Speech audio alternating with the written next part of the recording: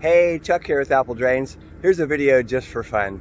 Did you ever see a video where someone had parked their truck on top of a dual-walled piece of corrugated pipe? Dual wall means there's an outer lining and an inner lining. And I just have to repeat the experiment because it's crazy, guys. Take a look. So we're gonna run over a dual wall PVC. That means we've got two layers of PVC, one on the outside and a smooth wall on the inside. There's two layers here. So this would be considered to be stronger than corrugated, especially dual wall. And this is perforated pipe. It's made by ADS and would be used for a French drain. And what I'm going to do is I'm going to run the van over top of it. What do you think is going to happen here?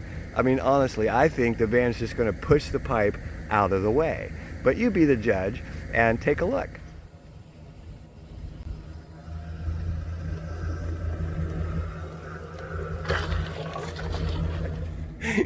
Just for fun. Okay, just to be fair, let's run it over some corrugated pipe.